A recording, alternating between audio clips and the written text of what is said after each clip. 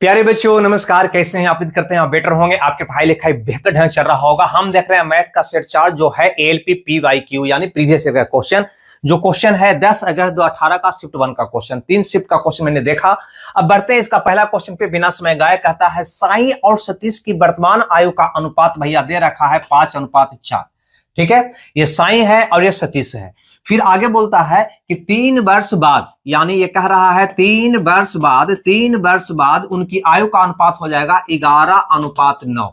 ठीक है, तो आपको बताना है कि सतीश की वर्तमान आयु क्या है, यानी इसकी मान आपसे पूछ रहा है। कुछ नहीं करिए, 3 वर्ष बाद का मतलब 3 इधर भी ऐड 3 इधर भी ऐड, दोनों 3 वर्ष बड़ा हो गया होगा। आपको तरीका पता है, क्या करते हैं 3 से गुना का अंतर, तो कहोगे 9×5 = 45 में 44 गया, अनुपातिक 1 आ जाएगा दोस्त। क्लियर है? अब इसको यहां से ऐसे गुना करते हैं तो 9 × 27, सही होता है 11 × 33। 33 में से 27 घटाओगे आ जाएगा आपका 6, यानी अनुपातिक 1 का वैल्यू 6 आ गया। आपसे पूछा गया है कि सतीश का भैया वर्तमान उम्र बता दो। सतीश यही तो है ना, सतीश दूसर का है जिसका वर्तमान आयु पूछ रहा था। 1 का वैल्यू 6 तो 4 का वैल्यू हो जाएगा 6 चौके 24, यानी सतीश का वर्तमान आयु दोस्त हो जाएगा 24 वर्ष, जो ऑप्शन डी में है। हमें लगता है ये बात आपको समझ में आ गया होगा। हम देखते हैं क्वेश्चन नंबर 2 को। ये हमारा क्वेश्चन नंबर 2। ठीक है, थोड़ा सा क्वेश्चन को बड़ा कर लेते हैं आपके लिए। यहां पर देखिए कहता है 2 भिन्नों का योग 5/6 है, उनमें से एक भिन्न 3/4 है, तो दूसरी भिन्न भैया हमको बता दो। दूसरी भिन्न यहाँ पे दोनों का जब योग दे दिया है 5/6, तो इसको में से पहला हम भिन्न को घटा देंगे तो क्या दूसरा भिन्न नहीं बच जाएगा? तो कहोगे जी बच जाएगा। तो कहोगे 20 में से 18 गया, बच गया 2, और यहाँ पे हो जाएगा 6 चौके 24 को काट कूट करोगे भैया आ जाएगा 1/12, जो हमारा प्रश्न का उत्तर होगा। हमें लगता है ये बात आप समझ गए होंगे। क्लियर है भाई? यहां पे देखते हैं क्वेश्चन नंबर 3 को, गौर करिएगा। यहां पे है ये क्वेश्चन नंबर 3, और 3 कहता है कि एक व्यक्ति एक वस्तु को 60 रुपया में खरीदता है और 25% लाभ पर बेच देता है। 25% लाभ कर बेच देता है, तो बताओ कि उसका विक्रय मूल्य क्या है? अरे भैया 60 रुपया में खरीदा, अब 25 रुपया फायदा लेकर, यानी 100 का सामान 125 में, यानी कि 125% पर बेच दिया, तो बताओ ना विक्रय मूल्य यही ना होगा आपका। अब इसको हल कर दीजिए, कहोगे 60 × 125/100, इसको काटोगे 25 से 25 400 15 64, यानी आपको आ जाएगा 75 रुपया, जो ऑप्शन सी में है। हमें लगता है ये बात भी आपको समझ में आ गया होगा। चलिए भैया देखते हैं ये क्वेश्चन नंबर 3 को। ये कहता है क्रिस पार्थिव से 5 वर्ष छोटा है, यानी क्रिस जो है पार्थिव से 5 वर्ष छोटा है, यानी क्रिस का आयु अगर x मान लिया जाए तो ये हो जाएगा x + 5। कैसे? तो कहोगे क्रिस जो है पार्थिव से 5 वर्ष छोटा है, यानी कि पार्थिव जो है क्रिस से 5 वर्ष बड़ा है, ऐसा भी कह सकते हैं। तो 5 बड़ा है तो ये होगा x, तो ये होगा x + 5। आगे बढ़ते हैं। 8 वर्ष पहले, यानी ये क्वेश्चन कह रहा है दोस्त 8 वर्ष पहले की कहानी कह रहा है कि क्रिस की आयु का 3 गुना पार्थिव की आयु के 2 गुना से 10 अधिक है। तो चलो क्रिस की आयु का 3 गुना, लेकिन 8 वर्ष पहले, अभी है क्रिस x वर्ष का, अभी है क्रिस x वर्ष का, 8 वर्ष पहले गया होगा, 8 वर्ष पहले जाओगे तो ये 8 कम हो जाएगा, यानी x - 8 वर्ष का हो जाएगा। और अभी पार्थिव है x + 5 वर्ष का, और अगर तुम 8 वर्ष पहले जाओगे तो ये भी 8 कम जाएगा। ये बात समझ में आया? 8 वर्ष पहले क्रिस का उम्र हो गया, 8 वर्ष पहले पार्थिव का उम्र हो गया। अब क्वेश्चन पे चलते हैं कि 8 वर्ष पहले क्रिस के आयु का 3 गुना, इसकी आयु का भैया 3 गुना, पार्थिव की आयु का 2 गुना, इसकी आयु का 2 गुना से 10 अधिक है, यानी इसमें से घटाओगे तो भैया 10 आ जाएगा। तो बताओ क्रिस का वर्तमान उम्र क्या है? क्रिस का मतलब आपसे पूछ रहा है x का मान। x का मान क्या है? यही ना, क्रिस का मान है x। अब यहां पे हल करोगे तो ये हो जाएगा 3x - 24, यहां पे आ जाएगा 5 में से 8 जाएगा -3 आ जाएगा, नहीं तो कहोगे -2x, ये हो जाएगा -+6 बराबर 10। अब इसको हल करोगे तो आ जाएगा 3x में 2 गया, x बराबर 24 में से 6 गया -18, उधर जाएगा तो प्लस -18 न हो जाएगा, हाँ -18, तो 10 - 18 उधर जाएगा तो +18 हो जाएगा, यानी 28 वर्ष हो जाएगा। कितना हो जाएगा? 28 वर्ष। x का मान 28 का मतलब हुआ कि क्रिस का वर्तमान उम्र 28 वर्ष हो जाएगा, यानी सी ऑप्शन मेरा क्या होगा? सही होगा। अब देखो क्वेश्चन नंबर 5 को। ये है हमारा क्वेश्चन नंबर 5। आइए क्वेश्चन नंबर 5 को थोड़ा सा हम बड़ा कर लेते हैं आपके लिए, थोड़ा सा ज्यादा दिखाई देगा। ये कहता है कि 2 दशमलव संख्याओं का गुणनफल इतना है, यदि इनमें से एक दशमलव संख्या इतना है तो दूसरा कौन है? यानी दूसरा तो इसी चारों में से कोई ना कोई होगा, यानी ई वाला कोई चारों में से गुना करेंगे, जो भी रहे उससे गुना करेंगे तो ये आ जाएगा। ठीक है। तो देखो इसका अंतिम अंक 6 है भैया, यहां पे गौर करो, इसका अंतिम अंक 6 है। अगर 6 से 7 में गुना करोगे तो 7 का 42, यानी अंतिम का 2 आ जाएगा। अंतिम में यहां कितना है 8 है, यानी ए नहीं हो सकता, क्योंकि ए दोनों को गुना करोगे तो जो भी संख्या आएगा उसका अंतिम अंक 2 आएगा। यहां पे है कितना 8, ये मेरा उत्तर नहीं होगा। तो यहां पर देखो 6 इसको गुना करोगे तो 6 चौ 24, अंतिम में भैया 4 आ जाएगा, ये भी उत्तर नहीं होगा। 6 को अगर 7 से गुना करोगे तो 7 का 42, अंतिम में 2 आएगा, ये भी आपका उत्तर नहीं होगा। अगर 6 को 8 से गुना करोगे तो 8 का 48 है ना, 8 आ रहा है, यानी ये वाला आ रहा है। यहां पे गौर करो, तो 4 में से 3 अगर गलत हो गया तो चौथा ऑटोमेटिक क्या होगा, सही होगा।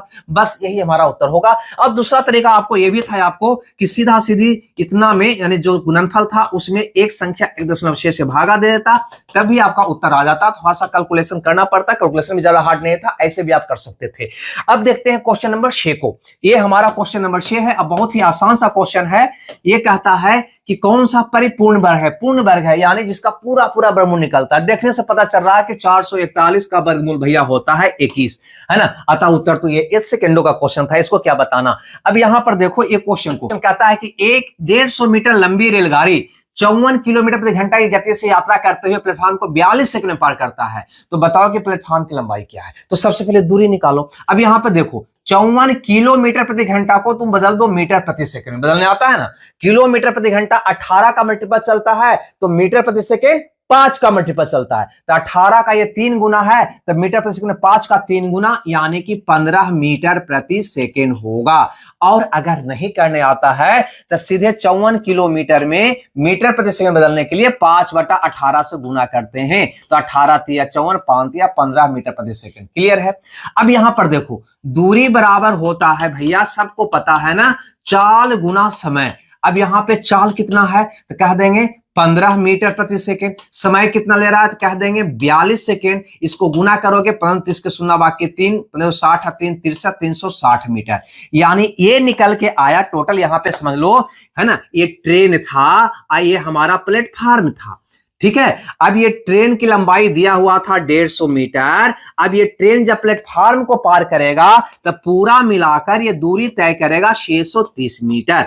कभी भी ट्रेन वैसी चीज को पार करे जिसकी अपनी लंबाई हो, चाहे पुल हो प्लेटफार्म हो, तो हमेशा पार करने में दोनों के लंबाई के योग के बराबर दूरी तय करता है। यानी पुल को पार, प्लेटफार्म को पार करने में ट्रेन 630 मीटर की दूरी तय किया। तो 630 में से 150 तो ट्रेन है, तो प्लेटफार्म की लंबाई कितना बचेगा दोस्त। कहोगे 630 में से ये 150 को माइनस कर दीजिए, कहोगे 0, 13 में से 5 गया 8, 5 में से 1 गया 4, यानी ये प्लेटफार्म की लंबाई जो होगी 480 मीटर होगा। हमें लगता है ये बात भी आप समझ गए होंगे, ठीक है। ये किलोमीटर प्रति घंटा को मीटर प्रति सेकंड में बदलने का प्रैक्टिस कर लीजिएगा। आगे यहां पर देखते हैं ये वाला क्वेश्चन। ये वाला क्वेश्चन बहुत ही सिंप्लीफिकेशन का इजी सा क्वेश्चन है। इजी तो होता ही है सिंप्लीफिकेशन। देखो सबसे पहले काकर पीछे भाग, तब गुना, तब जोड़ घटाव, यानी पहले भाग की क्रिया करना है। तो यहां पे देखो हमें लगता है ये कट जाएगा 3 बार में दोस्त, बिल्कुल कट जाएगा 3 बार में। अब ये 3 बार में कट जाएगा, तब इसको हल करोगे तो यहां पे आएगा 5 और 2 7 माइनस 3 यानी कि 4। अंतिम में क्या आएगा दोस्त 4 आएगा। इसके अंत में 4 नहीं है, इसके अंत में 4 नहीं है, यानी 2 को तो कट गया। आगे बढ़ते हैं। 4 और 2 6, इसके बाद का अंक आएगा 6 देखो तो इसमें नहीं है, ये आपका उत्तर हो गया। क्लियर है। चलो आगे बढ़ते हैं अगले क्वेश्चन में। लंबा सा क्वेश्चन है और ये कहता है कि दिए गए प्रश्न में विचार करके प्रश्न का उत्तर दीजिए कि कौन सा कथन पर्याप्त है ना। डाटा सफिशिएंसी का क्वेश्चन है। कहता है प्राकृत संख्या A B C D और E में कौन सा विषम संख्या है। यानी यहां पे 5 को संख्या दिया हुआ है A B C D और E, और आपसे पूछता है इसमें से कौन विषम संख्या है। ये बताने के लिए 2 गो कथन यहां पे दिया है। आपको बताना है कि ये दोनों कथन में किसका किसका यूज करेंगे कि ये पता चल जाएगा कि A B C D E में कौन विषम है।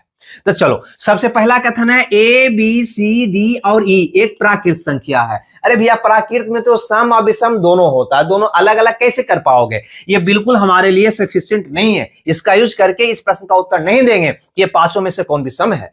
अब यहां पे देखो दूसरा B अभाज्य संख्या है। अभाज्य संख्या में भी आप देखो 2 भी अभाज्य होता है, 3 भी अभाज्य होता है, 5 भी अभाज्य होता है, यानी अभाज्य में भी सम और विषम दोनों आता है। इससे भी अलग नहीं हो पाएगा कि कौन सम है कौन विषम है, यानी ये भी आपके लिए अनुपयोगी होगी। यानी 1 और 2 दोनों को मिलाकर या अलग अलग यूज करके भी आप ये नहीं बता पाओगे कि ए बी सी डी और ई में कौन विषम है। अतः आपका उत्तर हो जाएगा ना ही एक ना ही दो सफिशिएंट है, यानी ये वाला नाइदर एक nor two is sufficient to answer the given question, यानी ना तो एक ना ही दो इस प्रश्न का उत्तर देने के लिए सफिशिएंट है। आपका ऑप्शन कौन सही हो जाएगा? बी सही हो जाएगा। नो के बाद हम देखते हैं क्वेश्चन नंबर 10 को, और ये कहीं ना कहीं रीजनिंग का क्वेश्चन है ना, ये रीजनिंग का सीरीज है। इसको देखो क्या कहता है, 6, 12, 20, 32, 42, 56, 72 में गलत संख्या को आपको चयन करना है। हमें लगता है 2 तिया 100, 3 चौ 12। देखो ये वाला जो सीरीज है यार कहीं ना कहीं 2 तिया 6 हो जा रहा है। यहां पे आओ तो 3 को उठाओ, 1 बढ़ाकर गुना कर दो, 4 तिया 12। यहां पे आओ 4 को उठाओ और 1 बढ़ाकर गुना, 5 चौ 20। तो यहां पे आएंगे 5 1 बढ़ाकर गुना, 6 5 30 होना चाहिए था ये। देखो आगे भी चलते हैं, अगर 6 से में 1 बढ़ा के गुना करोगे तो 7 का 42 आ जाएगा। और यहाँ पे 7 में 1 बढ़ा के गुना करोगे तो 8 7 56 आ जाएगा। और यहाँ पे 8 में 1 बढ़ा के गुना करोगे तो 9 8 72 आ जाएगा। यानी गलत आपको दिखाई दे दिया। कौन है भैया? 32 के स्थान पे क्या होना चाहिए था? 30 होना चाहिए था। यानी आपका उत्तर कौन सही हो जाएगा? सी सही हो जाएगा। हमें लगता है ये बात भी आप समझ गए होंगे। 10 के बाद हम देखते हैं यहाँ पे क्वेश्चन नंबर 11 को, जो कहीं ना कहीं क्रय मूल्य विक्रय मूल्य से जुड़ा हुआ क्वेश्चन है। कहता है 10% लाभ के साथ एक वस्तु 440 रुपया में बेचता है। ठीक है, यदि वस्तु को 370 रुपया में बेचा जाए तो हानि प्रतिशत क्या है? ठीक है, अब देखो 10% लाभ पर बेचने का मतलब 110% पर बेच रहा है दोस्त। ये बात को समझ में आ रहा है कि नहीं आ रहा है? यहां कह रहा है 440 रुपया में बेच रहा है, तो ऐसा करें हम कि 440 रुपया का मान हो जाएगा 110%। क्लियर है? अब कहता है कि 440 में ना बेचकर उसे अगर 370 रुपया में बेचूं तो कितना का हानि होगा। तो तुम ये पता कर लो कि 370 रुपया में बेचने पर के परसेंट पर बेचा है ना। तो निकाल देते हैं, 370 रुपया में अगर बेचेगा तो के परसेंट आएगा उसको, तो 110 बटा 440 गुना हो जाएगा 370 का परसेंट। इतना परसेंट पर बेचेगा। अब देखो ये 4 बार में कट जाएगा, 2 बार में यहां कट रहा है, 2 से यहां पे 18 दूनी 36, 5 दूनी 10।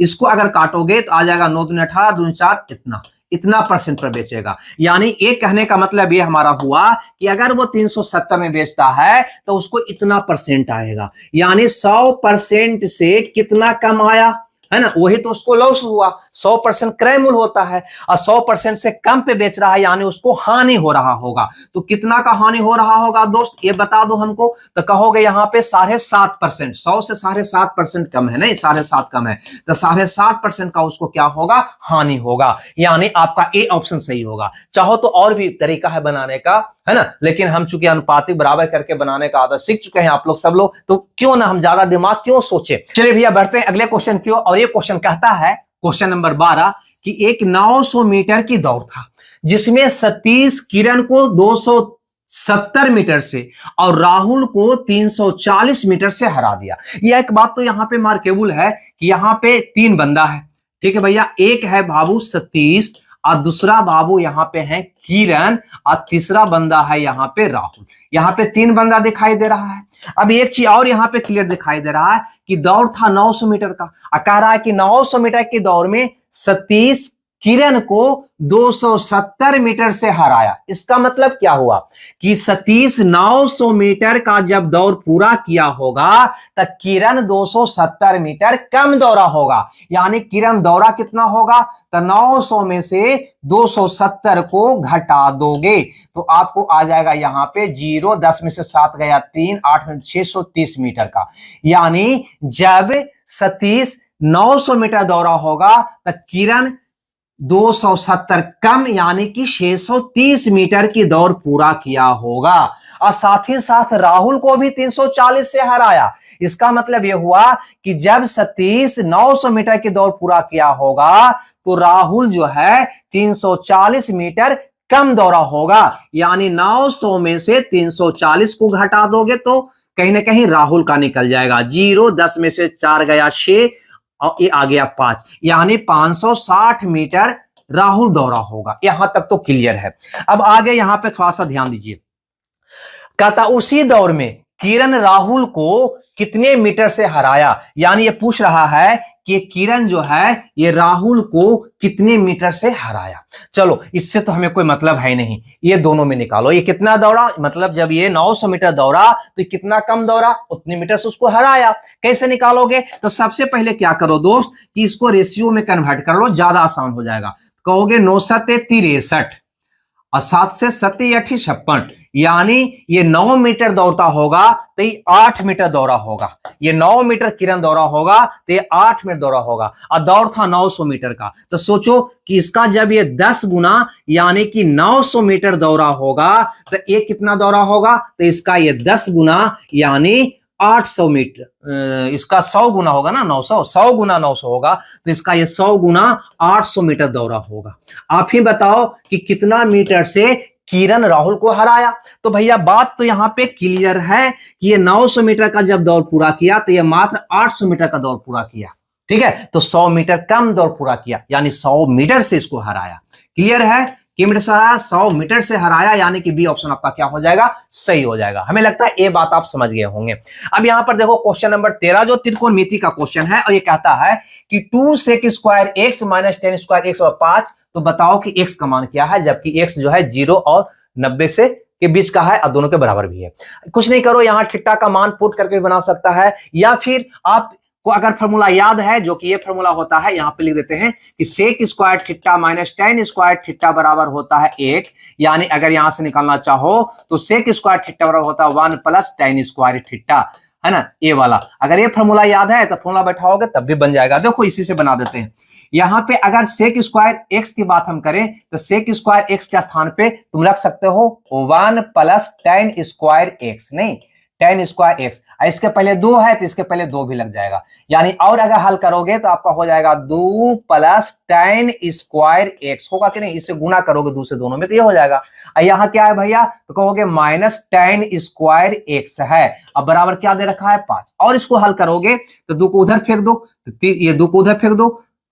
वो थोड़ा सा मिस्टेक यहाँ पे ध्यान देना, यहाँ पे गुना करने में 2 से गुना करो 2 हो जाएगा, अब प्लस 2 से इसमें गुना करोगे तो 2 tan स्क्वायर होगा, नहीं। अब यहाँ पे ध्यान दो थोड़ा सा, अब यहाँ पे 2 tan स्क्वायर एक्स में से tan स्क्वायर एक्स को घटाओगे यहाँ पे तो क्या बचेगा दोस्त, कहोगे tan स्क्वायर एक्स बचेगा, और 2 को उधर करोगे तो क्या हो जाएगा भैया, तो 5 में से 2 गया 3 हो जाएगा, यानी tan एक्स का मान अगर निकालोगे तो हो जाएगा √3, स्क्वायर फेंको तो क्या हो जाएगा रूट, और √3 tan का मान होता है tan 60 डिग्री का, किसका, tan 60 डिग्री का। अब आप ही बताओ कि x का मान आपको क्या दिखाई दिया, तो x का मान कहीं ना कहीं 60 दिखाई दे रहा है कि नहीं, यानी x का मान हो जाएगा 60 डिग्री। क्लियर है भाई, आपका ऑप्शन बी सही होगा। दूसरा तरीका क्या था, अगर ये फॉर्मूला याद नहीं होता तो मान तो याद होनी चाहिए, तो x के स्थान पे ये थीटा कह सकते हो के स्थान पे, है ना, 0 30 45 60 90 रखकर चेक कर लोगे किससे सर्टिफाइड होता है, वही आपका उत्तर हो जाता है। दूसरा तरीका वो था।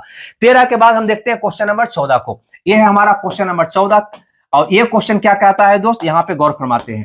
कहता है वीर अपनी मासिक आय का 15% घर के किराया पर खर्च कर देता है, जो शेष बचता है, ध्यान देना शेष का है ना, शेष का 60% घरेलू खर्चा पर खर्च कर देता है, अंत में 2210 रुपया बचता है, तो उसका मासिक आय क्या है ना।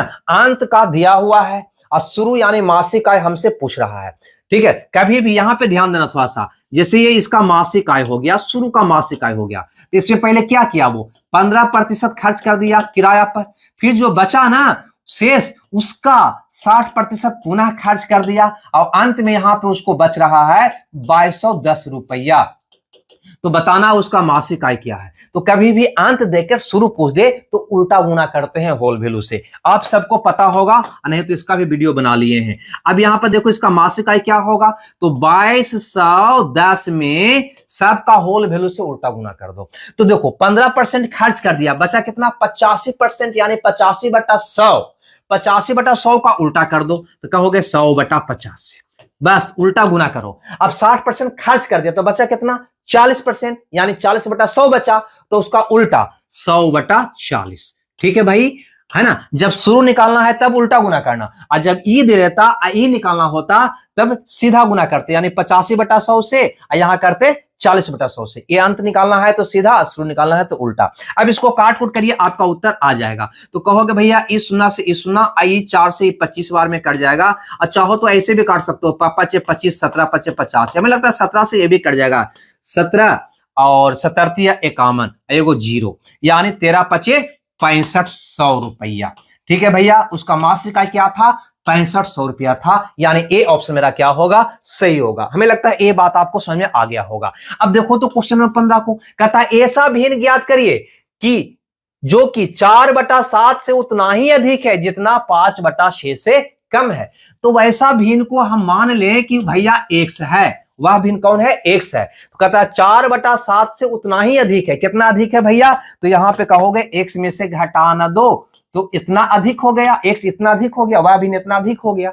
उतना ही अधिक है जितना कि 5/6 से कम है, तो 5/6 से कितना कम है, तो घटा दो इसको, इतना कम है ना, उतना ही अधिक है जितना कि कम है, यानी दोनों क्या है, बराबर है। अब x को इधर लाओगे तो ये हो जाएगा 2x, और भैया इसको उधर ले जाओगे तो हो जाएगा 5/6 प्लस 4/7। नहीं, अब इसको हल करोगे तो 7 5 35 और 24, यहां पे देखो 35 और 24 करोगे तो 59 हो जाएगा, तो 59 और बटा हो जाएगा 7 का 42, ये आ गया 2x का मान।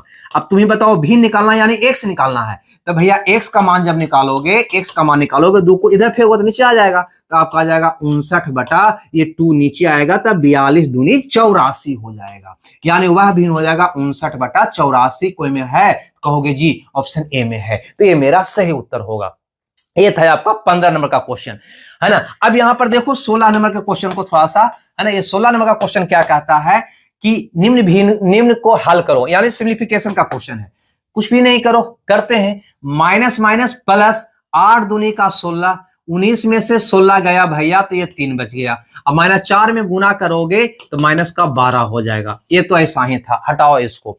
अब देखो क्वेश्चन नंबर 17 को कहता दिए गए आंकड़े पर आधारित शहर सी में साक्षरता प्रतिशत क्या है। साक्षर मतलब शिक्षित, ये वाला है ना, इसकी बात पूछ रहा है, किसमें, सी में, यानी इसमें पूछ रहा है। तो सी में देखो टोटल जनसंख्या था 150, इसमें साक्षर कितना था 50, तो इसी के प्रतिशत पूछ रहा है कि साक्षर कितना प्रतिशत है। क्या देंगे, 50 है, कितना में भैया, तो 150 में, तो कितना प्रतिशत हुआ, तो 100% से गुना कर देंगे, बस, है ना। किसी को भी प्रतिशत बदलना हो तो 100% से गुना कर देते हैं। काटोगे 50 या 150, यानी 100 में 3 से भागा दोगे तो 33.333 ... इतना प्रतिशत।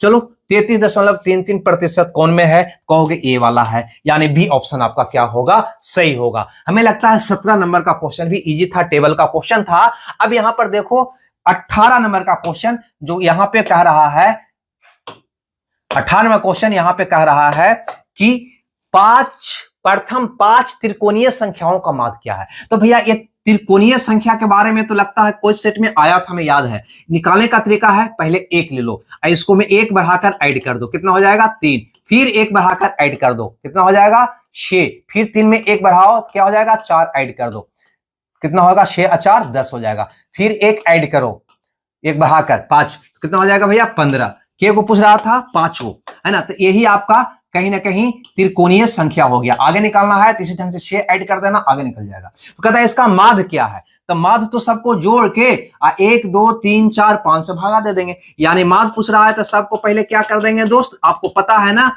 सबको ऐड कर देंगे, सारा लगातार प्रथम 5 त्रिकोणीय संख्या को ऐड कर देंगे, ऐसे 5 से भागा दे देंगे, हल कर देंगे, है ना। 15 10 25 31 3 34 35/5, यानी कि काटोगे तो आ जाएगा 35/5 है जी,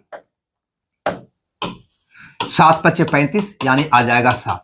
ठीक है भैया, इसका माध्य क्या होगा 7 होगा। तो ये तो आप जानते ही होंगे। एक क्वेश्चन और यहाँ पे है 19 नंबर का, इसको देखते हैं, इसको भी थोड़ा सा बड़ा कर लेते हैं आपके लिए, है ना। कहता है दीप्ति ने 175 रुपया में कप का एक सेट खरीदा, लेकिन बाद में पुराना स्टॉक खत्म करने के लिए इसे 161 रुपया में बेचना पड़ा, तो कितना का हानि हुआ। अरे भैया ये तो बहुत ही इजी है ना। यहाँ पे इतना में बेचा, इतना में बेचा, इतना में खरीदा, इतना में बेचा, तो हानि ही होगा क्योंकि कम में बेचा है। ठीक है, तो कितना का हानि हुआ, 5 में से 1 गया, 4 बच गया, 7 में से सो गया 1, 14 का हानि हुआ कितना में, तो क्रय मूल्य कहीं ना कहीं ये वाला है यानी 175 में। प्रतिशत पूछ रहा है तो 100% से क्या कर देंगे, गुना कर देंगे। अब इसको काट कूट कर देंगे, मेरा आंसर आ जाएगा 25 17 से 25 100 7 दूनी 14 यानी 8% का भैया उसको हानि हुआ होगा, यानी बी ऑप्शन हमारा क्या होगा, सही होगा। अब यहां पे देखो 19 के बाद 20 नंबर का क्वेश्चन है ना। 20 नंबर का क्वेश्चन भी बहुत बढ़िया सा क्वेश्चन है और बहुत प्रचलित क्वेश्चन है, ठीक है। अब इसके लिए क्या करोगे, यहां पे थोड़ा सा ध्यान दोगे सबसे पहले, है ना, यहां पे ध्यान दोगे थोड़ा सा। हम यहां पे ये चीज बहुत इंपॉर्टेंट क्वेश्चन है, अतः यहां पे देख लेना, बहुत बार रेलवे में आया है। Cosec square theta minus cot square theta बराबर 1 होता है, सबको पता है। अब अगर a square minus b square के फॉर्म पर इसको तोड़ोगे तो हो जाएगा cosec theta plus cot theta into cosec theta minus cot theta. अब बराबर क्या हो जाएगा, 1 हो जाएगा। अब बताओ कि अगर इसका मान m लोगे तो इसका मान 1/m होगा, क्या कहोगे जी, क्योंकि प्लस माइनस इसका ये व्युत्क्रम हुआ, क्योंकि दोनों को गुना करने पर 1 आना चाहिए। तो इसका मान m लोगे तो इसका मान 1/m ही लेना होगा ना, तना काटोगे तो 1 आएगा। तो बात स्पष्ट है, ये वाला आप याद रखना कि कभी भी कौसेक थीटा प्लस कॉट थीटा का मान m हो तो कौसेक थीटा माइनस कॉट थीटा का मान 1/m होगा। अब यहां पे आ जाते हैं सीधे क्वेश्चन पे आ जाते हैं। यहां पे क्या दिया हुआ है, यहां पे दिया हुआ है कि कौसेक थीटा प्लस कॉट थीटा का मान 2 है, ठीक है भैया। तो तुम्हें बताओ इसका मान यहां पे 2 दिया है प्लस वाला का, तब माइनस वाला का मान कितना होगा, एकदम से रट जाइए हो। माइनस वाला का मान कितना होगा, तो कहोगे इसका व्युत्क्रम होगा, m है तो 1/m, तो 2 है तो 1/2 होगा। इतना तक तो पता है ना। अब तुम कौसेक का और कॉट का किसी का ही मान निकाल सकते हो, नहीं निकाल सकते हो क्या, तो कहोगे जी निकाल सकते हैं। हमसे पूछा कॉट का मान, तो चलो कॉट थीटा का मान क्या होगा, तो ये छोटा वाला का मान घटा के आधा, तो 2 में से 1/2 को घटा दो तो 1.5 बच गया, यानी 3/2 बच गया। इसका आधा कर दोगे उत्तर आ जाएगा, यानी 3/4। 3/4 नहीं, दशमलव में है, नहीं यानी 0.75। ऑप्शन गलत है लगता है दोस्त, कहीं पे ऑप्शन गलत हो गया है, कहीं पे ऑप्शन गलत हो गया है ना। एक ऑप्शन 7.5 होनी चाहिए थी, आपका सी ऑप्शन 7.5 होगा। चलो भैया आप बढ़ते हैं अगले क्वेश्चन की ओर। ये वाला क्वेश्चन क्या कहता है, क्वेश्चन नंबर 21 कहता है 2 संख्याओं का गुणनफल इतना है, उनमें से एक संख्या इतना है, तो दूसरी संख्या क्या है। दूसरी संख्या चारों में से कोई ना कोई होगा, और चारों में 27 ही है, यानी कि सिर्फ दशमलव का खेला है। तो यहाँ पे गौर करो, यहाँ पे 3 अंक के बाद दशमलव, यहाँ पे 1 अंक के बाद दशमलव, तो 3 में से 1 गया 2, तो यहाँ पे 2 अंक के बाद दशमलव होगा, 2 अंक के बाद दशमलव होगा। देखो तो 2 अंक के बाद दशमलव कौन है, देखो ना यहाँ पे 3 में से 1 गया, 3 अंक, और यहाँ पे 1 अंक, 3 अंक में से 1 कितना गया, 2 अंक के बाद ये वाला, आपका ऑप्शन ये हो जाएगा। अगर नहीं समझ में आया तो यहाँ पे गौर करो, जैसे ये था 0.432 है ना, 2 संख्या का गुणनफल इतना था, एक संख्या इतना है, तो दूसरी क्या है, यानी इसे भागा देंगे तो दूसरी निकल ना जाएगा। दूसरी क्या है, तो इसे भागा देंगे दूसरी निकल जाएगा। अब गौर फरमाओ, दशमलव के बाद 1 2 3 अंक, तो यहाँ 3 बनाने के 2 को 0 देना होगा, ये दशमलव क्या होगा, आपका बढ़ जाएगा। और सब में 27 आने का मतलब ये हुआ कि ये संख्या जो है कहीं ना कहीं 27 से आपका कट जाएगा, यानी 27/100 हो जाएगा, ठीक है। अब बताओ ये 2 शून्य का मतलब क्या होगा, 2 अंक के बाद दशमलव होगा या नहीं होगा, आपका उत्तर कौन हो जाएगा, सी। तो इतना कहने की आवश्यकता नहीं है। यहां पर देखो दशमलव के बाद भैया 3 अंक है, यहां पे दशमलव के बाद 1 अंक है, तो 3 में से 1 गया, कितना बच गया 2, तो 2 अंक के बाद दशमलव हो जाएगा। क्लियर है, आगे बढ़ते हैं, है ना। 21 के बाद क्वेश्चन नंबर 22 में, 22 नंबर का क्वेश्चन भी बढ़िया सा क्वेश्चन है, इसको देखो, ठीक है, बढ़िया सा क्वेश्चन है। ये क्वेश्चन क्या कहता है कि एक लॉन रोलर 1 घंटे में 20 चक्कर लगाता है, तो 25 मिनट में कितना रेडियन चलता है। तो सबसे पहले ये बताओ कि 1 घंटे में होता कितना है, तो 1 घंटे में कहोगे 360 मिनट होता है, मिनट में ना है 60 मिनट होता है, तो कहोगे भैया कि 60 मिनट में लगाता है 20 चक्कर। कितना चक्कर भैया, 20 चक्कर।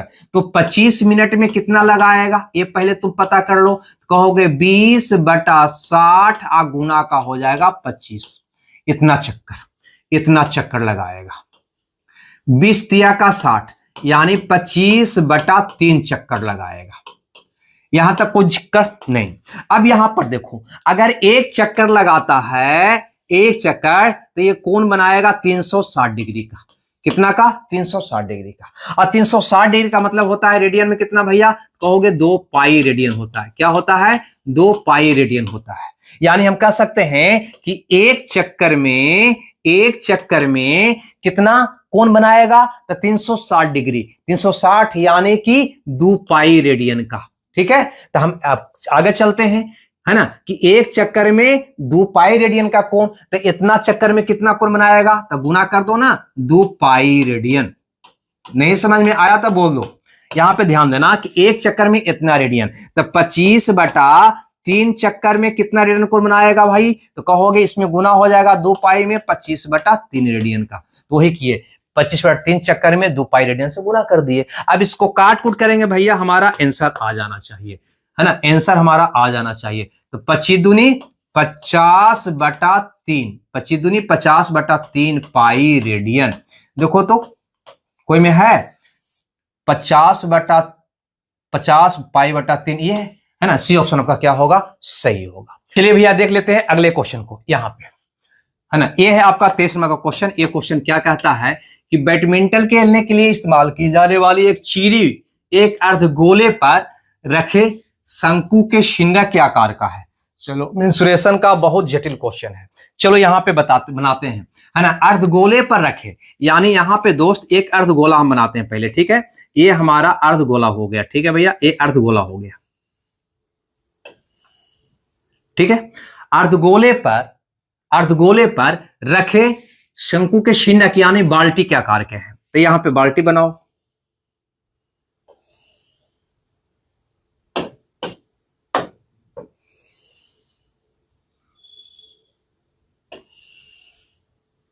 ये हो गया आपका चिरी। ठीक है ना, अर्धगोला पर एक बाल्टी रखा हुआ इस आकार का है। शिन्ना का व्यास 5 सेंटीमीटर और 2 सेंटीमीटर है। ये जो बाल्टी है इसका व्यास के बारे में बोल रहा है ना, ये 5 सेंटीमीटर है, यानी इसकी त्रिज्या जो हो जाएगी, है ना, 5 का आधा यानी 2.5 अढ़ाई हो जाएगा। और एक कितना है भैया? 2 सेंटीमीटर, यानी नीचे वाला त्रिज्या जो हो जाएगा इसका, ये हो जाएगा कितना? तो 1 सेंटीमीटर, है ना, उसका आधा, 2 का आधा कितना हो जाएगा? 1 सेंटीमीटर।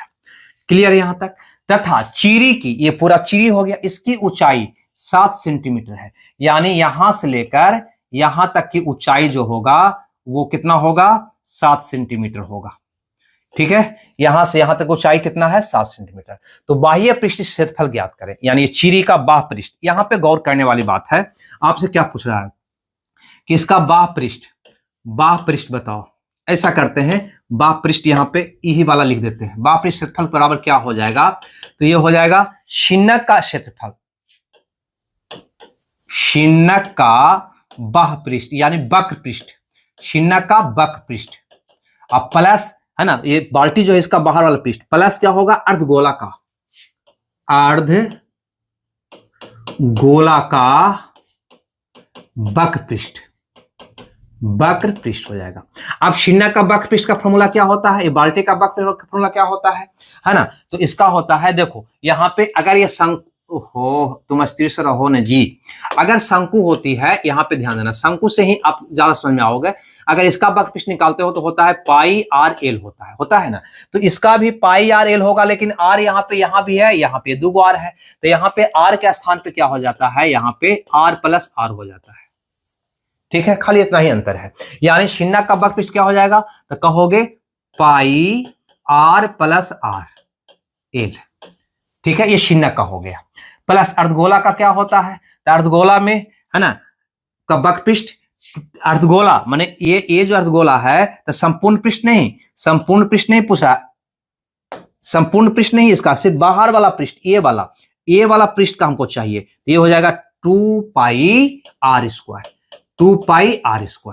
अब यहां पर देखो आपको, है ना, अर्धगोला का यही त्रिज्या हो गया, कितना है? आर कितना दिया हुआ है? 1 है, ये तो आपको पता है। यहां पर देखो ये वाला आर आपको पता कितना है? 2.5 है। ठीक है, और ये वाला आर कितना है? तो कहोगे 1 सेंटीमीटर है ना। एल कितना है? तो कहोगे भैया एल हमको पता नहीं है। क्यों? क्योंकि एल ये वाला होता है, ये वाला कौन होता है? एल होता है, और या एल ये होता है, तो एल ये आपको निकालना पड़ेगा। ऊंचाई है, एल आपको निकालना पड़ेगा। कैसे निकालोगे, यहां पे ध्यान देना, ठीक है, यहां पे ध्यान देना, एल निकालने का तरीका ध्यान देना। एल का शून्यक में एल बराबर होता है, शून्यक में एल बराबर होता है under root H square plus R minus R square, ठीक है ना। ज्यादा डिप तो हम बता नहीं पाए। शून्यक का क्या हो गया, एल। एल के लिए क्या चाहिए आपको, एच चाहिए। आर तो पता है, एच कैसे निकलेगा, इसको देखो यहां पे हम समझा देते हैं आपको। तो यहां से यहां तक 7 है। ये अर्धगोला जो है, अर्धगोला का ये त्रिज्या, तो ये भी तो अर्धगोला का त्रिज्यीय न हुआ, ये भी तो अर्धगोला का त्रिज्यीय हुआ। कितना होगा, 1 होगा। कितना होगा भैया, कहोगे 1 होगा। कितना होगा, ये 1 होगा।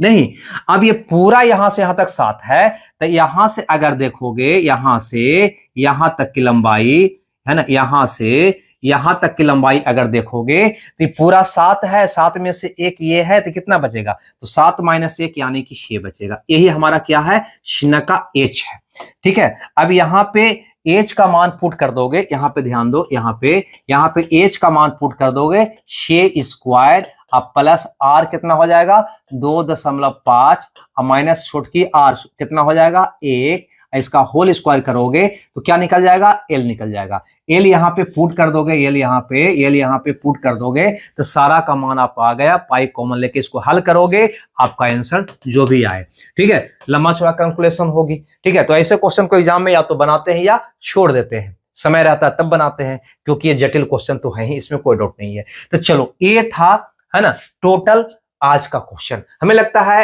ये आपको पसंद आया होगा। अगर आया है तो बढ़िया बात है, नहीं आया तब और बढ़िया बात है। तो हमें दीजिए विदा, मिलते हैं कल इसके आगे का सेट लेकर। जब तक खुश रहिए, मगन रहिए, मौज मस्ती करते रहिए। Okay, bye bye.